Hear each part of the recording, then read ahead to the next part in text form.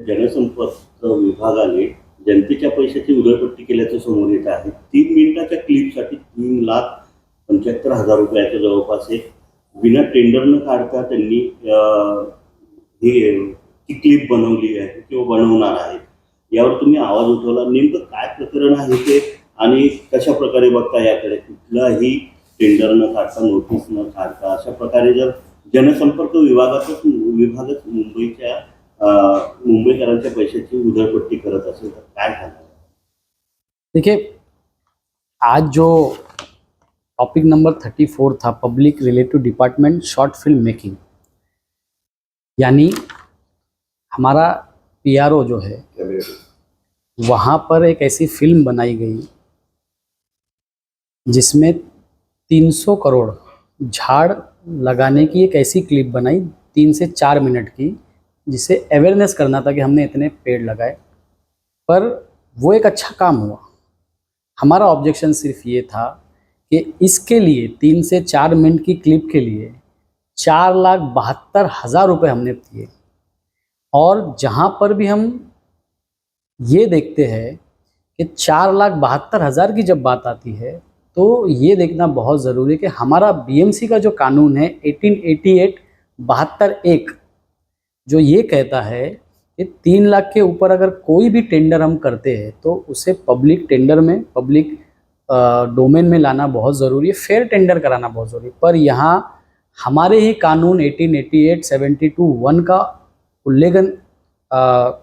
क्या बोलते हैं उसे, उल्लंघन किया गया है और वो रिकमेंडेशन पे दिया गया है।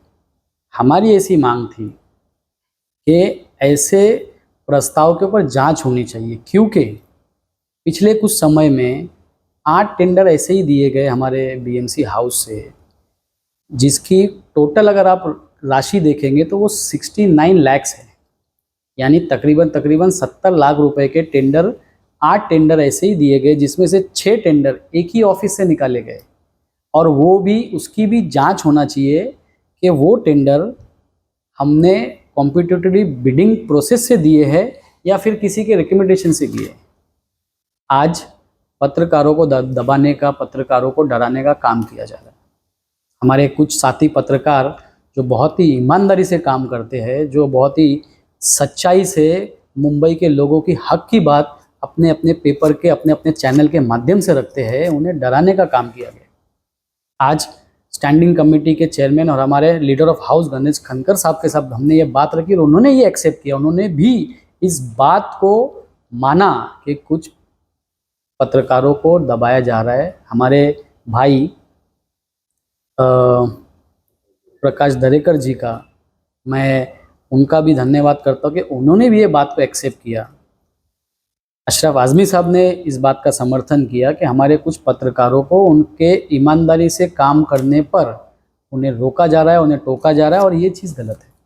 देखिए, एक पत्रकार जो 4 स्तंभों में से एक है, क्या वो इंडिपेंडेंटली काम कर रहा है मुंबई में?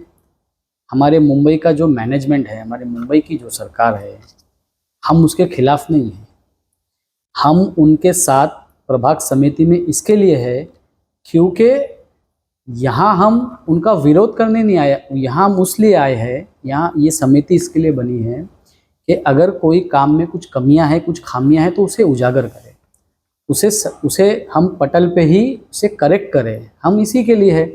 पर पीआरओ डिपार्टमेंट किसी पर्सनल व्यक्ति के बोलने पर लोगों पे दबाव बनाएगा तो ये पत्रकारों का जो उनका हक है, पत्रकारों की जो ईमानदारी है, उसे दबाने का जो काम है, ये हम अपोजिशन के लोग सहेंगे नहीं। अगर इसके लिए हमें आगे भी जाना पड़ा तो भी हम जाएंगे। मुझे कई सारे फ़ोन आए, मुझे कई सारे ऐसे फ़ोन आए कि आप उन पे मत बोलिए, ऐसे मत करिए, लेकिन अगर हम भी चुप हो जाएंगे तो फिर अपोजिशन का मतलब ही क्या होगा? 100 में से 90% पत्रकार बहुत ईमानदार है, वो अपना काम अच्छे से करना चाहते हैं, पर उन्हें रोका जा रहा है और इसके खिलाफ हम आगे तक जाएंगे, चाहे उसके लिए हमें किसी भी नतीजे का सामना करना पड़े।